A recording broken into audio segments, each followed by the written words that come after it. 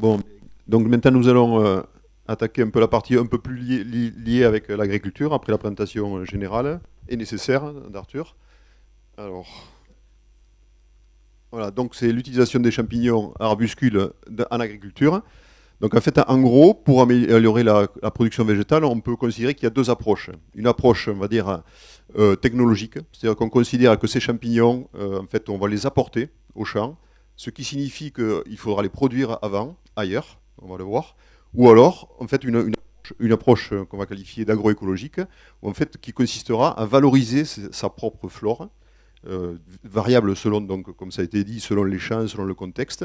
Et il faudra pour l'agriculteur à mettre en place des pratiques ou à modifier ces pratiques de façon à favoriser ces champignons en quantité ou en quantité, en diversité, de façon à apporter les services qui ont été décrits. Alors on va parler de la première approche, on va dire, donc technologique, où il s'agit donc d'abord de fabriquer, enfin de produire de l'inoculum mycorhizien. Alors historiquement, en fait, ça a été fait sur des plantes, des aliacées, poireaux dans ce cas-là, mais en fait ça peut être donc oignons ou autres, qui s'avèrent être des plantes mycotrophes qu'on appelle, c'est-à-dire qui vraiment interagissent beaucoup et ont besoin des champignons pour se développer. Donc en fait, initialement, les premiers producteurs de spores, hein, et au-delà de spores, de ce qu'on appelle les propagules, c'est-à-dire en fait de tout ce qui est capable d'inoculer une plante, c'est-à-dire ça peut être des spores, mais ça peut être aussi des bouts de racines de plantes précédentes où il y a des champignons, des ifs de champignons dedans, qui sont capables de résister même secs et qui ensuite vont infecter une autre plante.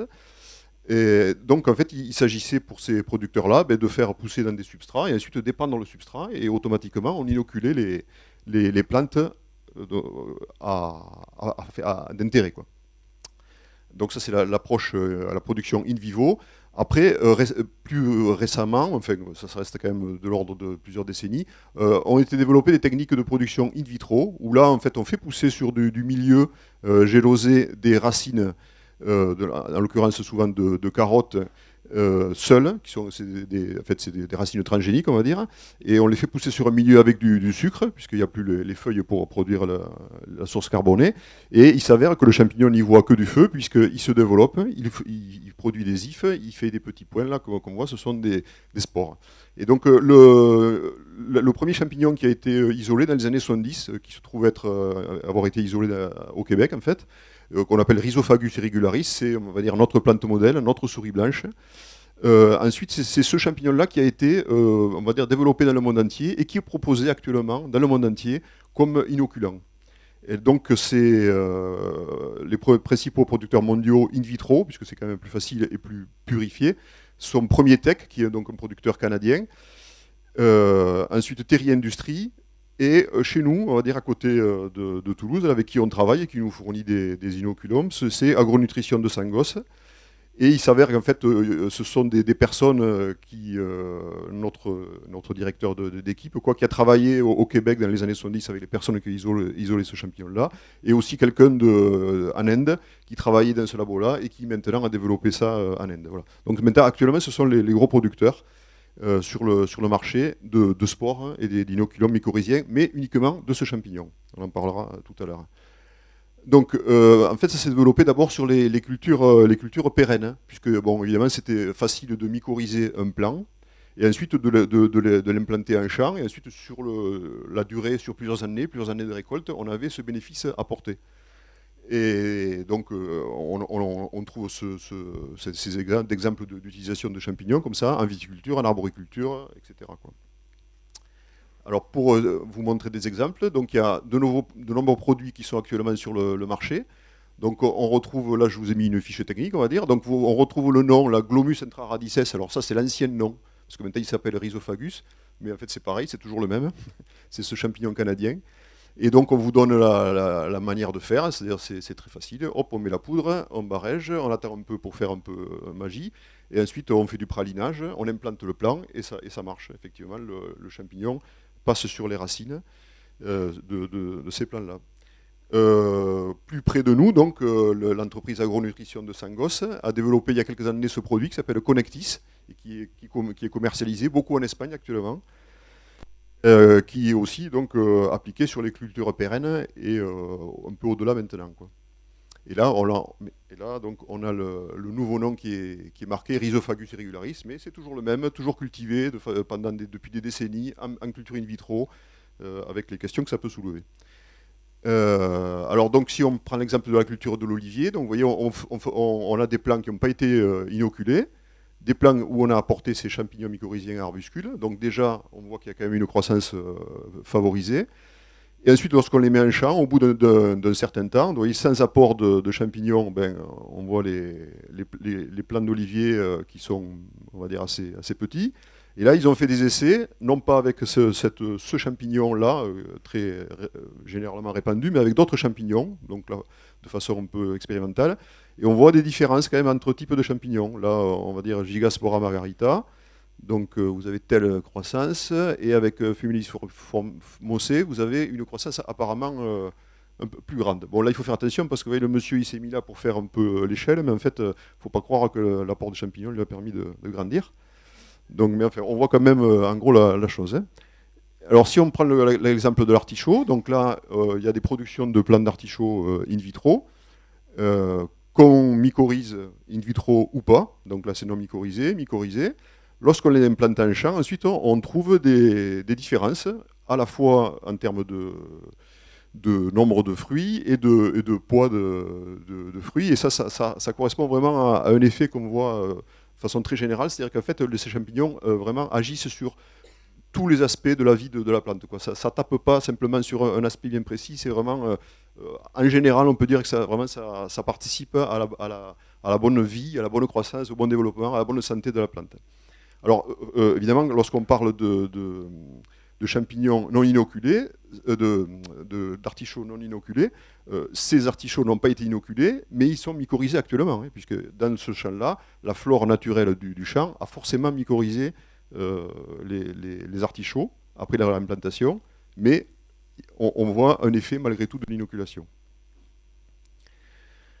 Alors, donc, là, maintenant, on va s'intéresser un peu aux cultures annuelles dites semées, qui sont historiquement donc arrivées un peu après, en termes d'inoculation. Alors, il y a deux manières de faire. C'est l'épandage, évidemment, en plein, où là, en fait, on pulvérise simplement les spores du champignon, donc toujours de ce même champignon Rhizophagus irregularis. Ou alors, on peut imaginer aussi un arrobage de semences. Alors ça, c'est un aspect qui n'existe pas encore et qui est en train d'être étudié beaucoup, notamment chez nous, ou avec des contrats qu'on a avec des semenciers, où en fait, ils commencent à imaginer à partir de combien de spores on pourrait coller à l'enveloppe du grain, qui permettrait de mycorhizer dès l'émergence le plant, lui conférer un intérêt dans les premiers stades de développement, sans que ce soit trop coûteux, puisqu'évidemment la production de champignons et de spores a un coût. Donc là, vous avez un exemple avec ce fameux Connectis, là, le produit d'agronutrition de Sangos. Donc là, c'est produit par la firme. Hein. Nous, on n'est pas là pour vous vendre un produit ou pour vous dire ce qui est montré là est vrai. Donc je me contente de retranscrire ça. Donc si on part du témoin avec un certain rendement, carottes donc sur sable, dans les Landes, et donc ils ont fait une gamme de quantités de spores apportées. Et donc ils sont contents puisqu'effectivement ils s'aperçoivent qu'à 2 litres par hectare, le rendement est significativement augmenté, 13%. Bon. Après, moi c'est vrai qu'à titre personnel, ça m'interroge sur le fait qu'il n'y ait pas une progression on va dire, régulière et qu'à 1 litre par hectare, on soit inférieur à 0,5 litres. Voilà. Mais bon, ils constatent une amélioration du rendement en termes donc aussi de taille, hein, de répartition, de diamètre de la carotte, etc. Là, un exemple aussi toujours là, tiré sur Internet. Donc là, on est sur l'entreprise Premier Tech, hein, donc Québec, dont je vous parlais tout à l'heure. Où là, si on prend l'exemple du haricot, mais vous pouvez cocher, vous avez tous les légumes qui sont présentés. Donc vous avez une augmentation de 25% du poids de la gousse, qui doit se traduire à peu près pareil au niveau du grain, quoi, au niveau du grain. Alors bon, là on parle quantité, mais évidemment, il faut aussi examiner la qualité, puisqu'on vous disait, ces champignons-là jouent vraiment sur la physiologie, la biologie de la plante, et on peut imaginer que pour tout un tas de produits contenus dans la plante, de métabolites secondaires, en fait, on a aussi un gain. Et donc c'est le cas là sur la patate douce, mais on peut citer aussi pas mal d'exemples, où là en fait on a une augmentation de carotène significative au-delà du rendement. Et donc dans un contexte, on va dire, d'alicament et toutes ces notions maintenant qui se développent de qualité du produit, on peut considérer que les champignons en inoculation apportent quelque chose.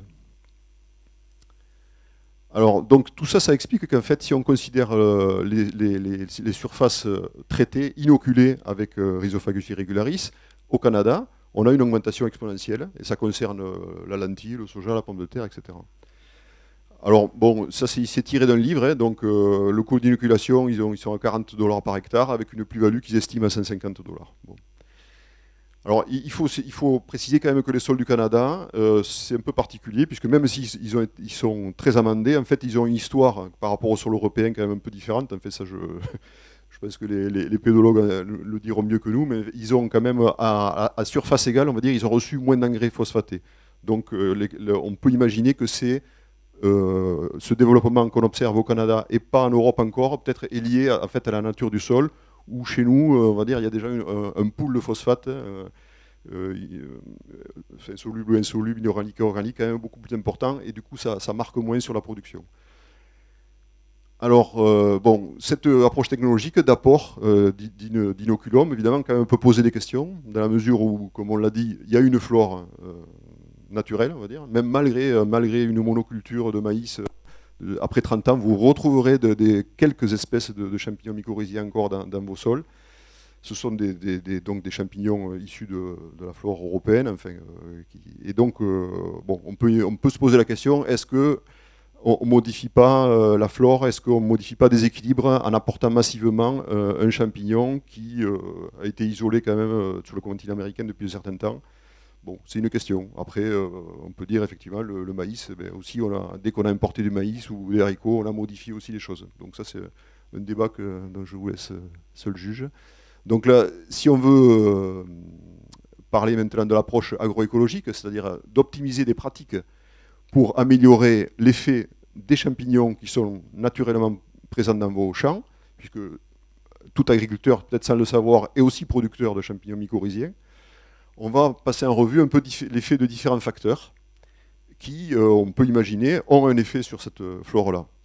Donc, évidemment, on vient à l'esprit le travail du sol, mais aussi la fertilisation, les traitements phyto, ce qu'on va appeler la diversification végétale, et l'origine des semences, tous les aspects sélection variétale.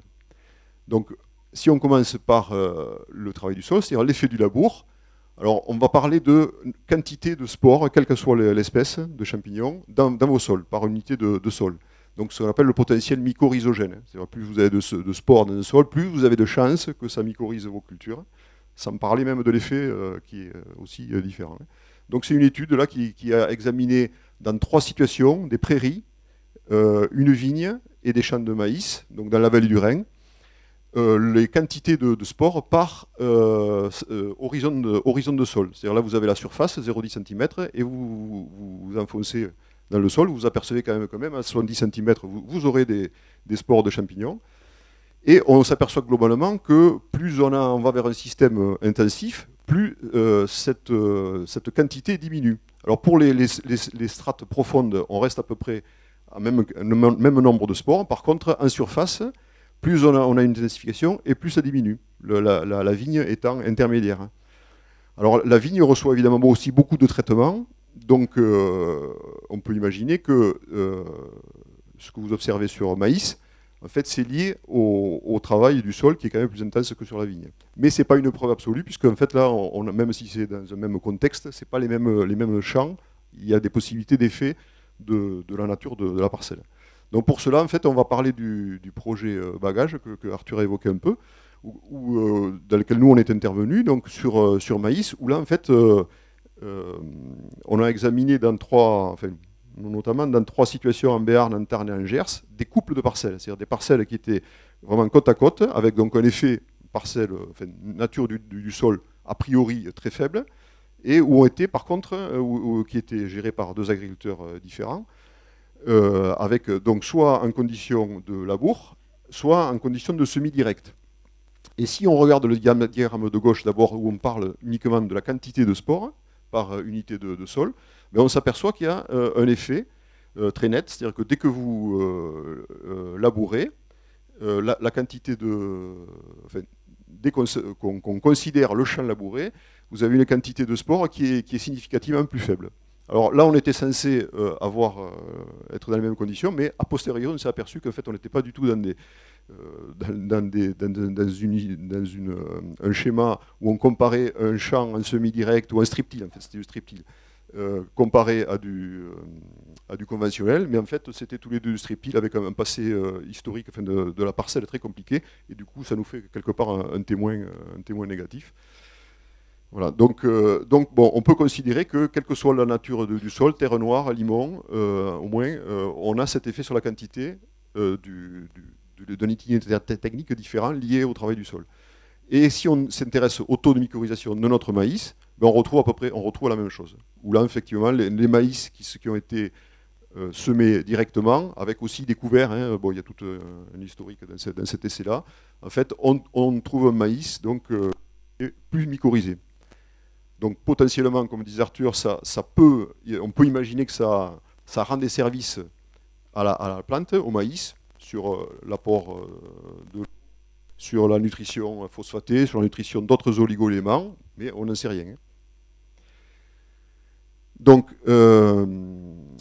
alors, on a parlé de la quantité, on va dire, voilà, du potentiel mycorhizogène. On va parler de la diversité. Et donc, toujours sur ces parcelles de laisser bagage, en fait, on a étudié la présence de différentes espèces de champignons, et on s'aperçoit que voilà, certaines espèces, quand il y a du labour, sautent. Alors là, on n'est pas à la même échelle, hein, donc là, c'est des spores quand même assez grosses, de l'ordre on va dire, de 0,1 mm, hein, pour les plus grosses 0,5 mm, mais généralement c'est pas visible à l'œil nu. Là on a notre fameux Rhizophagus irregularis, celui qui est cultivé, où là bon, les spores sont, ça rapprocherait un peu de ça en termes de dimension. Et lui par contre on le trouve très présent en situation de labour. Et par contre en semi-direct, on voit qu'on a un panel a priori un peu plus large. Donc bon, on ne sait pas qu'est-ce que peut apporter le champignon. Qu'est-ce que peut apporter ce champignon-là? Mais c'est toujours intéressant d'avoir plus que moins. Voilà. Alors maintenant, on va parler de la fertilisation, puisqu'on a vu quand même que par rapport au phosphate, c'est un apport important. Alors là, on revient, désolé, sur des expériences en pot, puisqu'on n'a pas trouvé d'équivalent vraiment, et en plus, la nutrition phosphatée, la disponibilité du phosphate dans le sol est très difficile. Donc on va parler de deux exemples expérimentaux en pot, sur la luzerne et sur l'ail, où on voit que dès qu'on passe à certaines concentrations de phosphate ou de phosphore, sur la luzerne, on fait tomber le taux de mycorhisation, c'est-à-dire la présence du champignon dans les racines. Et que c'est, alors bon, là c'est 1%, 0,01%, on ne peut pas dire que l'un est plus sensible que l'autre, mais c'est sûr qu'il y a des espèces qui sont plus sensibles que l'autre à l'apport de phosphate, puisque ces deux expériences avaient des conditions différentes. Et là, vous avez une courbe. Hein, oui. Donc, ça, c'est connu. Plus vous apporterez de phosphore, et plus vous diminuerez la présence des champignons dans vos racines, et donc, plus potentiellement, vous diminuerez l'intérêt de ce champignon. Nous, à titre d'exemple, pour produire aussi en pot, on le fait aussi en pot de culium, on est à 0,025 ppm de P. Voilà, donc ensuite, si on parle maintenant d'un peu de... Alors, avant d'examiner le schéma, qui traite une expérience, on va dire, en Afrique. Alors, j'ai fait exprès de sortir cet exemple, puisque là, au Bénin, c'est une expérience qui est faite par un institut de recherche agronomique du Bénin, en Afrique. C'est pour signaler qu'en fait, il y a beaucoup de recherches, beaucoup d'essais qui sont faits, non pas en Europe, mais en fait en Afrique, en Amérique, en Inde, c'est-à-dire dans des conditions où les sols sont naturellement, en moyenne, sont naturellement plus pauvres en phosphore, où les agriculteurs n'ont pas la capacité de se payer des engrais minéraux, et donc ils sont beaucoup plus en avance que nous, paradoxalement, sur les aspects pratiques et concrets. Donc c'est pour ça que je voulais prendre cet exemple. Et donc ils ont considéré le rendement du maïs. En conditions contrôle, c'est-à-dire sur leur sol, ils apportent aucune fumure minérale. La moitié de la dose en NPK, et pleine dose, 15 unités, 15 unités. Donc ce qui nous paraît ridicule à nous, évidemment, par rapport à aussi un rendement qui est de l'ordre de 20 hectares, 20 quinto-hectares, ce qui est ridicule par rapport au score pied. Mais justement, dans ces situations, on va dire pauvres, c'est là où on a le plus de chances, potentiellement, d'observer l'effet de ces mycorhizes, vu tout ce qu'on vous a décrit précédemment. Donc, lorsqu'ils partent du contrôle, ils sont là, ils rajoutent différents types de champignons, dont toujours notre Rhizophagus. On voit qu'il y a une tendance à la hausse du rendement, mais qui est significativement différente. Pareil pour la demi-dose de NPK, où là, ça a l'air évidemment un peu plus haut que le contrôle, mais ce n'est pas significativement différent. On garde la demi-dose, on rajoute les mêmes champignons, on a l'air aussi d'augmenter le rendement, mais on ne décolle pas de façon significative. Et rien n'équivaut en fait à la pleine fumure 15-15-15. Tout ça pour vous montrer que dans ce cas-là, vous voyez, même dans des situations où potentiellement on pourrait avoir un effet, ben, on ne l'a pas. C'est-à-dire qu'on ne peut pas s'imaginer, je baisse d'autant ma fumure phosphatée, je mets des champignons, forcément je compense. Ce n'est pas aussi simple que ça. Voilà. Donc, autre facteur important, évidemment, auquel tout le monde pense, c'est l'effet des phytos.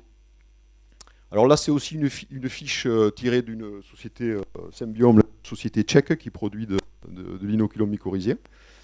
Donc vous avez en haut tout un tas de matières actives qui n'ont pas d'effet. Donc c'est aussi pour vous montrer ça, hein, c'est qu'en fait on pense souvent, forcément le phyto ça tue tout. Ça dépend des phytos. Il y a des phytos qui sont qualifiés comme n'ayant pas d'effet. D'autres évidemment qui ont des effets négatifs. Surtout, donc là, évidemment, on a considéré à gauche les fongicides. Donc, les fongicides, évidemment, il y en a beaucoup qui ont un effet sur la mise en place de la mycorhization, évidemment, lorsqu'ils sont surtout appliqués en enrobage du plant. Alors, pour ce qui est des herbicides, à droite, bon, il n'y a pas beaucoup de données. Hein, on va dire il y a des effets sur, je ne sais plus, c'était le picloram, qui est interdit maintenant.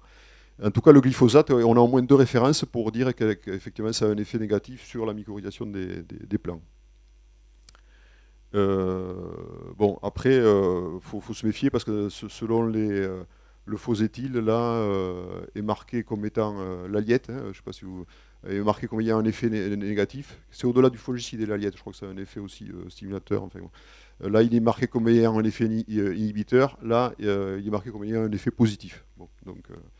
Bon, après, donc, ça, évidemment, ça ne vous concerne pas trop parce que vous êtes quand même en agriculture biologique. Donc, ce qui peut vous concerner, c'est quand même le cuivre, la problématique cuivre et soufre, puisque le cuivre, je crois, a été reconduit au niveau homologation hein, en bio. Et donc, j'ai trouvé cette publication-là qui concerne le maïs une variété de maïs qui est considérée comme sensible par rapport à la présence de cuivre dans le sol. Donc, alors là aussi, ce n'est pas un champ, c'est toujours en pot, où ils ont appliqué du sulfate. Alors, c'est du sulfate de cuivre, c'est pour ça que j'ai aussi mis le soufre.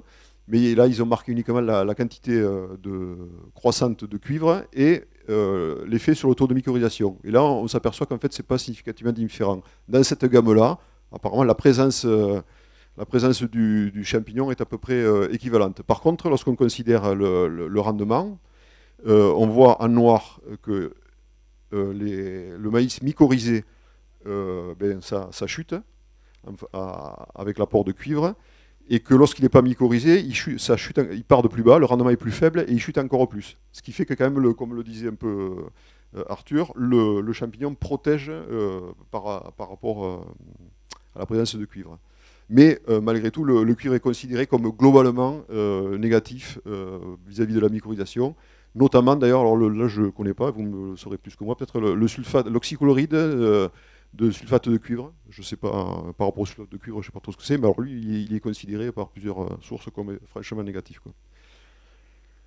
Alors donc aussi l'effet d'une diversification végétale. Alors ça c'est une publication qui montre que, comme vous le savez, les plantes communiquent par voie aérienne. Ça a été décrit dans le grand public, c'est souvent dit. Et qu'une plante attaquée en fait émet des composés volatiles qui va alerter la plante voisine et qui va lui permettre à celle-là de mettre en place des mécanismes de défense.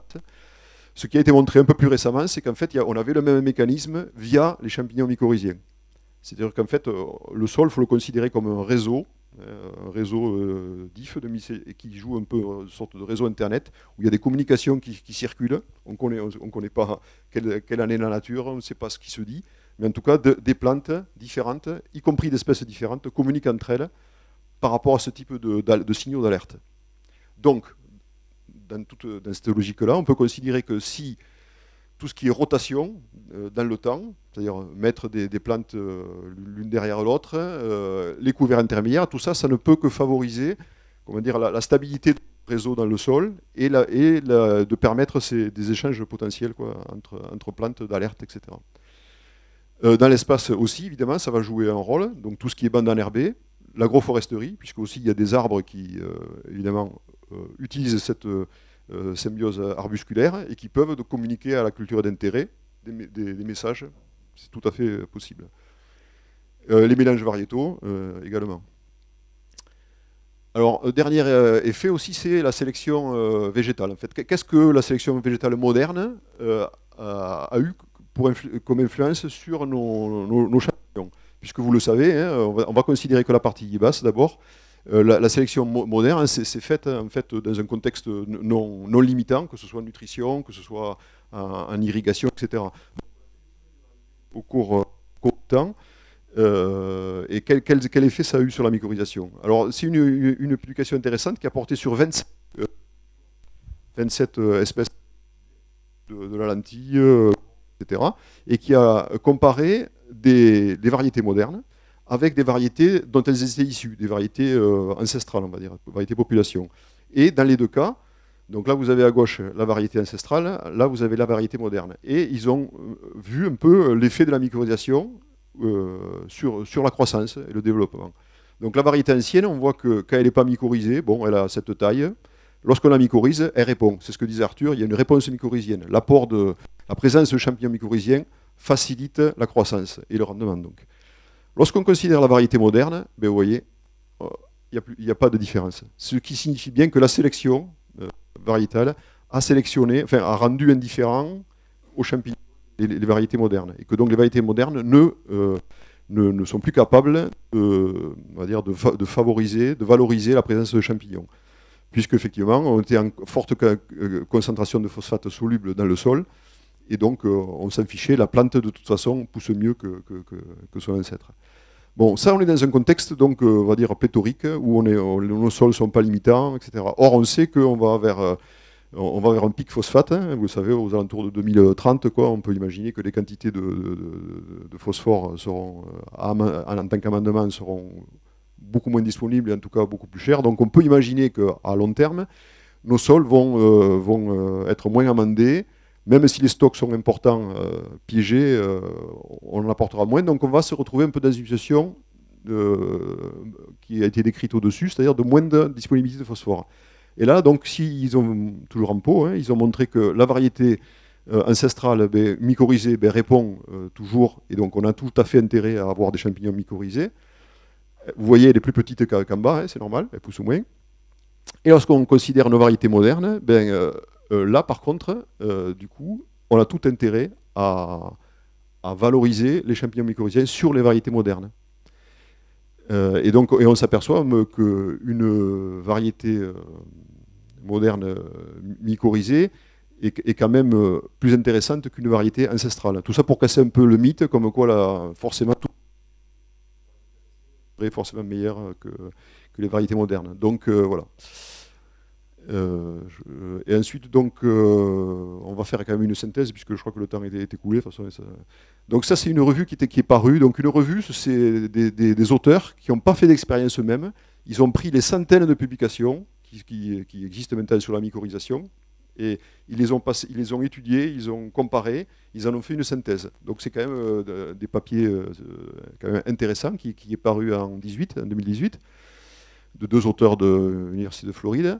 Et ben, écoutez, la conclusion, elle est dans le titre. Hein. C'est-à-dire qu'il y a peu d'évidence comme quoi les agriculteurs devraient tenir compte de l'abondance et de la diversité des champignons mycorhiziens lorsqu'ils ont à réfléchir à leur culture, à mettre en place leur culture. Donc vous voyez, c'est finalement assez on va dire, négatif. On pourrait dire, bon ben voilà, ils ont étudié, des fois ça marche, des fois ça marche pas. Donc finalement, eux concluent, ben écoutez, agriculteurs, ne tenez pas compte des champignons mycorhiziens. Bon, la recherche étant ce qu'elle est, et qu'elle avance toujours, Cette année est parue une lettre, hein, donc dans une revue scientifique tout à fait respectable, d'auteurs suisses et allemands, qui ont répondu à cette analyse avec une conclusion qui est aussi dans le titre: pourquoi les agriculteurs devraient tenir compte de leurs champignons mycorhiziens dans leur pratique.